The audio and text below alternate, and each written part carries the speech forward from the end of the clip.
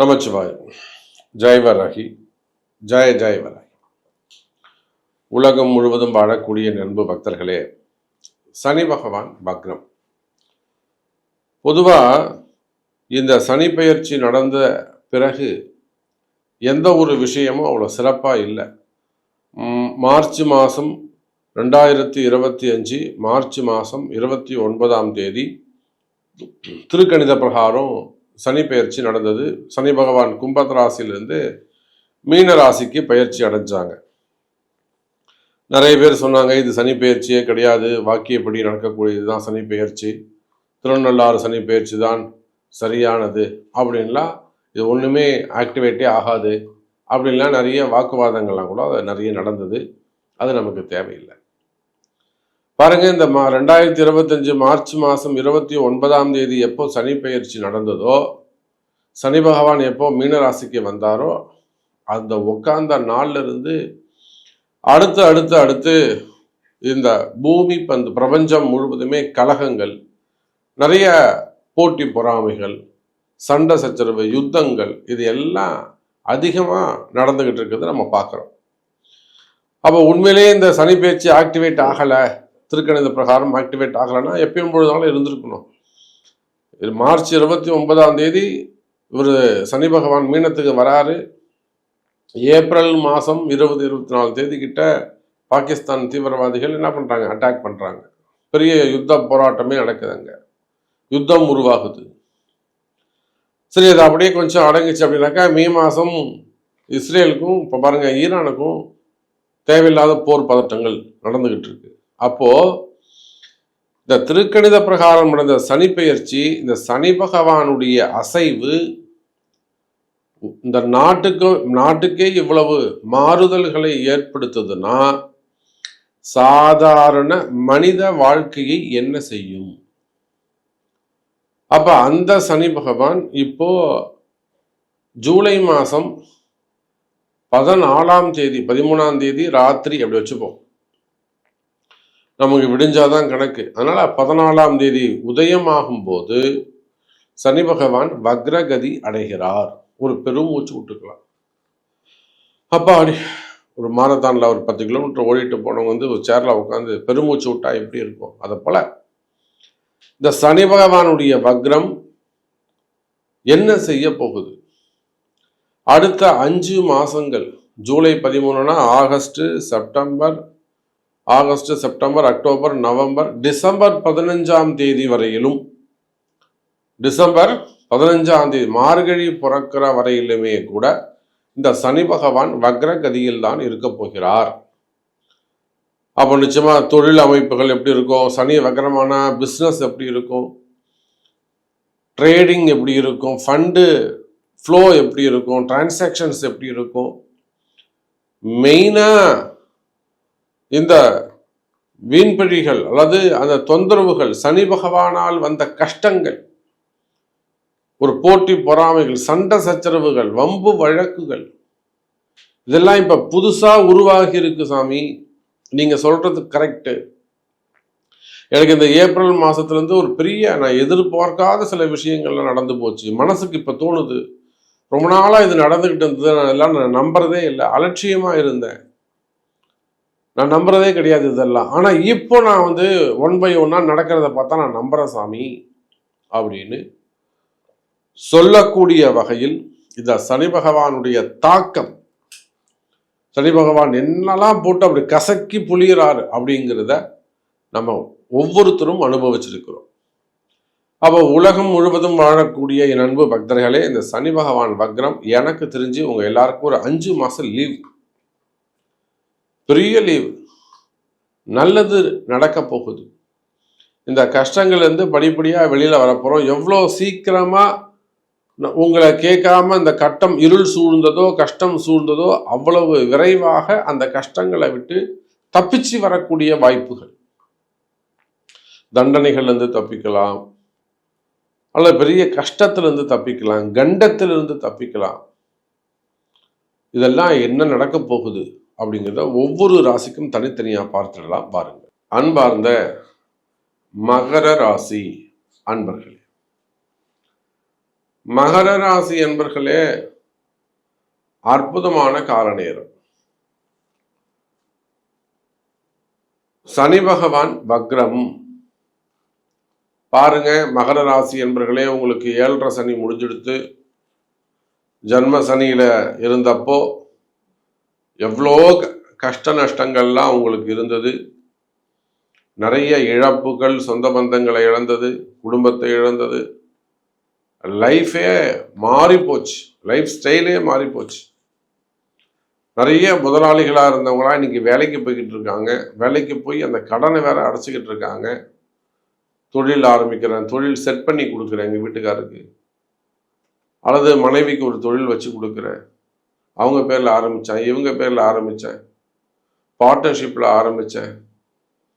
இதெல்லாம் மகர ராசி என்பர்கள் கடந்த காலங்களில்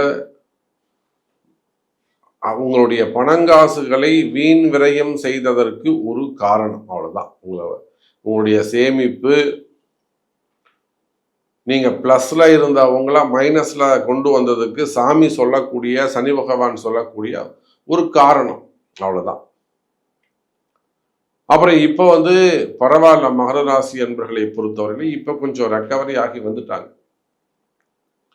வெளிச்சத்துக்கு வந்துட்டாங்க, வெற்றியை தேடி வந்துட்டாங்க. எப்போ இந்த மார்ச் 29ஆம் தேதி உங்களுக்கு திருக்கணித பிரகாரம் மீனத்துக்கு சாமி போனாரோ, சனி பகவான் போனாரோ, அன்னைக்கே உங்களுக்கு 7.5 சனி முடிஞ்சது. ஆனால் 20% மகர ராசி அன்பர்களுக்கு இந்த வாக்கியப்படி இன்னும் 7.5 சனி முடியாமல் இருக்கு. இதுதான் விஷயம். இந்த வித்தியாசம் இதுதான். எனக்கு இன்னும் நல்லது நடக்கலையா சாமி, சொல்றதெல்லாம் சுபத்துவமான பலன்களை சொல்றீங்க, மங்களகரமான வார்த்தைகளை, நல்ல வார்த்தைகளை சொல்றீங்க, பாசிட்டிவா பேசுறீங்க, ஆனா எனக்கு இன்னும் நடக்கலையே அப்படின்னு கேட்டீங்கன்னாக்கா அதுக்கு காரணம் அதுதான். இந்த வாக்கியப்படி இன்னும் ஒரு 20% மகர ராசி அன்பர்களுக்கு வெற்றி கிடைக்கலன்னா, அந்த வாக்கியப்படி நடந்துச்சுன்னா அதுவும் நீங்க ஜெயிச்சிடலாம். அப்ப இந்த காலகட்டத்தில் மீண்டும் சனி பகவான் வக்ரம் அப்படின்னாக்கா ராசியை நோக்கிய பார்வை, இதுல கும்பராசியை நோக்கிய பயணம். கும்பராசிய சாமி திரும்ப கும்பத்துக்கு வரலனா கூட அதனுடைய தாக்கம், இம்பாக்ட்னு சொல்லுவாங்க, அது இருக்கும். அப்போ மகர ராசி என்பர்களே அடுத்த 5 மாதங்கள் எச்சரிக்கை, கவனம் தேவை. எல்லா இடத்திலும், எல்லா விஷயங்களிலும், எல்லா வேலைகளிலும், நீங்க செய்யக்கூடிய எல்லா வேலையிலும், நீங்க தொழில் செஞ்சாலும் சரிதான், பிஸ்னஸ் செய்யக்கூடியவர்களாக இருந்தாலும் சரிதான், own business, insurance, marketing, pharma, medical industry, pharma industry, hospitals, டாக்டர்ஸாக இருக்கக்கூடியவர்கள், குறிப்பாக டாக்டர்ஸ், அதே போல் ரியல் எஸ்டேட் செய்யக்கூடியவர்கள், பெரிய பெரிய கமிஷன் பிஸ்னஸ் கமிஷன் பிஸ்னஸ்னால் பெரிய அளவோட கமிஷன் பிஸ்னஸ் பண்ணக்கூடியவங்க, அதுக்கான ஒரு மேனேஜ்மெண்ட்டாக எடுத்து செஞ்சு கொடுக்கக்கூடியவங்க, ஈவென்ட் மேனேஜ்மெண்ட் செய்யக்கூடியவர்கள், கலைத்துறையை சார்ந்தவர்கள், குறிப்பா மண் வளம், கனிம வளங்கள் சார்ந்த தொழில் செய்யக்கூடியவர்கள், டெண்டர் பிஸ்னஸ் செய்யக்கூடியவர்கள், கவர்மெண்ட் டெண்டர் எடுத்து அது road contract, building contract, drainage contract, contract business எடுத்து செய்யக்கூடியவர்கள், டெண்டர் பிஸ்னஸ் எடுத்து செய்யக்கூடியவர்கள், அரசியல் தலைவர்கள், அரசியல் குடும்பத்தைச் சேர்ந்தவர்கள், அரசியலில் ஈடுபட்டிருக்கக்கூடியவர்கள், அதே சமயத்தில் அரசியல் சார்ந்து தொழில் செய்யக்கூடியவர்கள், 2ஆம் தர வருமானம்னு சொல்லக்கூடிய கள்ளத்தனமாக மறைமுகமான வருமானம், பிளாக் மணி அப்படின்னு சொல்லக்கூடிய 2ஆம் தொழில் செய்யக்கூடியவர்கள், பிளாக் மணியை ஹேண்டில் பண்ணக்கூடியவங்க, இப்ப இவங்க எல்லாருமே கூட இந்த 5 மாதங்கள் கொஞ்சம் எச்சரிக்கையாக, கவனமாக இருக்க வேண்டும். ஏன்னா இந்த சனி பகவானுடைய வக்ரம் 3ஆம் இடத்துல மகர ராசிக்காரங்களுக்கு 3ஆம் இடத்தில் சனி இருக்கிறார். அவர் திரும்ப பார்வையை பார்த்தாருன்னா நேரா உங்க ராசியை தான் பார்ப்பார். 3வது பார்வை உண்டு. அப்ப இருட்டு அப்படின்னு சொல்லும்போது மறைமுகமான வருமானம், உண்மைக்கு எதிரான வருமானம், இதெல்லாம் இது சார்ந்த தொழில் யார் செய்யறாங்களோ, அப்படி யாருக்கான பிழைப்புகள் உண்டோ, பிசினஸ் இருக்கோ, அந்த இடத்துக்காரங்கள்லாம் கொஞ்சம் கவனமாக இருக்க வேண்டும். நான் இது ஏற்கனவே உங்களுக்கு ஒரு பதிவுலையும் நாம் இதை சொல்லியிருக்கிறோம். சமீப காலமாக கூட திருப்பூர்ல இருக்கக்கூடிய ஒரு அன்பு தெய்வம் இந்த மாதிரி ஒரு கஷ்டத்துல போய் சிக்கல்ல போய் மாட்டிக்கிட்டேன். காசை வாங்கினாங்க, செலவு பண்ணாங்க, ஒரு இடத்துல கொடுத்து வச்சாங்க, அது இல்லாமல் போயிடுச்சு. பெரிய சட்ட சிக்கல்ல போய் மாட்டிக்கிட்டாங்க. கொடுத்தவர் வேற ஒரு பிரச்சனைல போய் மாட்டிக்கிட்டாங்க. அது ஒரு இடியாப்ப சிக்கல் மாதிரி மாட்டிக்கிட்டாங்க.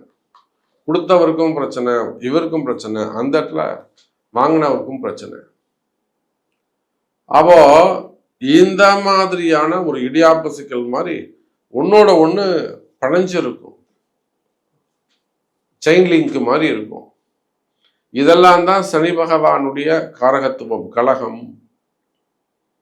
அப்போ அந்த மாதிரி மறைமுகமான ஃபண்ட்ஸை ஹேண்டில் பண்ணக்கூடியவர்கள் இவங்கெல்லாம் கொஞ்சம் எச்சரிக்கையாக கவனமாக நடந்து கொள்ள வேண்டும். பேர் புகழ் சம்பந்தப்பட்டது, மெயினா பேர் புகழ் சம்பந்தப்பட்ட விஷயத்தில் கவனமாக இருக்க வேண்டும்.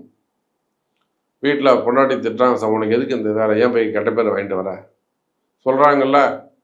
அது குரு, பொண்டாட்டி குருவா இருந்து சொல்றாங்க உங்களுக்கு, நாம தான் கேட்க மாட்டோமே. புரியுதா? பொண்டாட்டி சொல்றான்னு நினைப்போமே தவிர பொண்டாட்டி குரு ரூபத்துல சொல்றான்னு நினைக்க மாட்டோம். நாம சொல்றது குரு. அப்ப நம்ம கேட்டோம்னா நல்லா இருக்கலாம். அம்மா சொல்றாங்க, அப்பா சொல்றாங்க, வேணாண்டான்னா அதுதான் விஷயம். இப்ப ஏதோ ஒரு வழியில குரு உங்களுக்கு உபதேசம் பண்ணுவார். ஆனா அதை தாண்டி இந்த சனி என்ன பண்ணுவார், போட நான் அலட்சியம். அப்ப மகர ராசி என்பர்களே, அந்த மாதிரி வீண்பழி அவமானங்கள் ஏற்பட்டிருக்குமே ஆனால், அல்லது வம்பு வழக்குகள் ஏற்பட்டிருக்குமே ஆனால், அல்லது நான் சொன்ன மாதிரி ஏதேனும் வாங்கி இன்வெஸ்ட் பண்ணி அதை மிஸ் பண்ணியிருப்பீங்க, லாஸ் பண்ணியிருப்பீங்களே ஆனால், இல்லை அதில் ஏதேனும் ஒரு அதிகாரம் பண்ணுறது, ஒரு மிரட்டுறது, ஒரு குடும்பத்தை கொண்டு போய் லாக் பண்ணுறது, இல்லை வேற ஏதேனும் சட்ட சிக்கல்கள் ஏற்பட்டிருக்குமே ஆனால் கவலை வேண்டாம். மகர ராசி அன்பர்களே, அந்த மாதிரியான கஷ்டங்கள் எல்லாம் இந்த சனி பகவானுடைய வக்ர காலத்தில் மறையும். நல்ல முன்னேற்றம் இருக்கும். அப்ப நமக்கு தெரிஞ்சு அந்த மாதிரி மகர ராசி அன்பர்கள், மகர ராசிக்காரங்க அந்த சிக்கல்ல இருப்பார்களே ஆனால், ஸ்டெப் பை ஸ்டெப்பா ஒரு சில விஷயங்கள் பரிகாரங்கள் செய்வதன் மூலமாக அவங்கள வெளிக்கொண்டு வர முடியும். நான் அவங்கள்ட்ட சொன்னீங்க, முதல்ல ஊரை விட்டு வெளியில் வந்துடுங்க சார், பண்ணா அப்படி போயிடும், இப்படி போயிடும், பெரியங்கிட்ட போயிடும், அவ்வளோதான் ஓடி போயிட்டான்னு சொல்லுவாங்க. அதெல்லாம் ஒன்றுமே இல்லைங்க. எல்லாரும் அங்கே இருக்கட்டும், நீங்கள் முதல்ல ஊரை விட்டு வெளியில் வாங்க, மெட்ராஸ்க்கு வாங்க, இங்கே அவங்க கூட இருந்து தொழில் நடத்துங்க. அவங்களுக்கு நான் சொன்ன பரிகாரமே அதான், இடமாற்றம். இப்போ ஊர் விட்டு வந்த உடனே தொழில் செய்கிறாங்க, அவங்க மேல் இருக்கிறவங்க புரிஞ்சுக்கிட்டாங்க, திரும்பவும் அவங்க கொஞ்சம் பைசா கொடுத்து தொழில் செட்டப் பண்ணி இப்போ ஓரளவுக்கு மேலே வந்துட்டாங்க அவங்க. அப்போ தொழில் கஷ்டங்கள், பிஸ்னஸ்ல கஷ்டங்கள் இருக்கா, அல்லது ஜாப்ல கஷ்டங்கள் இருந்தாலும், குடும்பத்துல கஷ்டங்கள் இருந்தாலும், உடல்நிலை ஆரோக்கியத்துல கஷ்டங்கள் இருந்தாலும் கவலை வேண்டாம். மகர ராசி அன்பர்களே, இந்த சனி பகவானுடைய வக்ரம் உங்களுக்கு நன்மையை செய்கிறது என்பதை சொல்லிக்கொண்டு மீண்டும் ஒரு அற்புதமான பதிவில் சந்திக்கிறேன். நன்றி, நமச்சிவாயம். ஜெய் வராகி, ஜெய் ஜெய் வராகி.